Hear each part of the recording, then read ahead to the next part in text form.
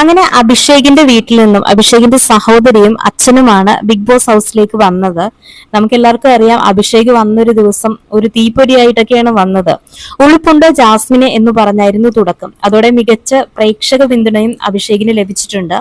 എന്നാൽ LGBT കമ്മ്യൂണിറ്റിക്കെതിരെ ഒരു wrong statement പറഞ്ഞതിന് പിന്നാലെ ലാലേട്ടൻ വന്ന് വാൺ ചെയ്യുകയും അതിനുശേഷം അഭിഷേക് നന്നായിട്ടൊന്ന് ഒതുങ്ങി പോവുകയും ചെയ്തു.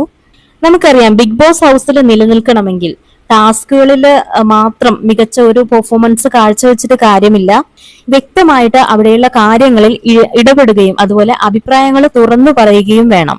ഇപ്പൊ നമുക്ക് ഋഷിയുടെ കാര്യം തന്നെ ഒന്ന് എടുത്തു നോക്കിയാൽ, പുറത്ത് വലിയൊരു ഫാൻ ബേസ് ഉള്ള ഒരാളായിരുന്നു ഋഷി. ഇത്രയും ഫാൻ ബേസ് ഉണ്ടായിട്ടും വോട്ടിങ്ങില് 5-6 ഋഷിയുടെ ഒരു സ്ഥാനം. ഋഷി കറക്റ്റ് ആയിട്ട് ഓപ്പൺ ആയിട്ട് സംസാരിച്ചിരുന്നെങ്കിൽ ഉറപ്പായിട്ടും ഒരു 2-3 സ്ഥാനത്തൊക്കെ നിൽക്കേണ്ട ആളായിരുന്നു ഋഷി. അഭിഷേകിന്റെ സിസ്റ്റർ അഭിഷേകിനോട് പിന്നെ പറഞ്ഞു കൊടുക്കുന്നുണ്ട്, ടാസ്ക് മാത്രം കളിച്ചാൽ പോരാ, കുറച്ചുകൂടെയൊക്കെ ആക്റ്റീവ് ആകണം. അപ്പോൾ അഭിഷേകിന്റെ ഫാദർ പറയുന്നുണ്ട്, നീ കൂടുതൽ സമയം എവിടെയെങ്കിലുമൊക്കെ ഇരിക്കുകയാണ്, എപ്പോഴും ഇങ്ങനെ ഇരിക്കാതെ എണീറ്റൊക്കെ നടക്കണം, എല്ലാ കാര്യത്തിലും ഇടപെടണം.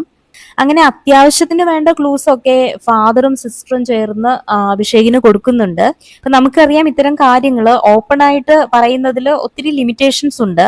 അപ്പൊ ആ ഒരു ലിമിറ്റേഷൻസിന്റെ ഉള്ളിൽ നിന്ന് തന്നെ പറയേണ്ട കാര്യങ്ങൾ വളരെ നന്നായിട്ട് തന്നെ അഭിഷേകിന് പറഞ്ഞു കൊടുക്കുന്നുണ്ട്. ഇനി അഭിഷേക് അത് എങ്ങനെ എടുക്കും എന്നതിനനുസരിച്ചിരിക്കും ബാക്കിയുള്ള കാര്യങ്ങൾ.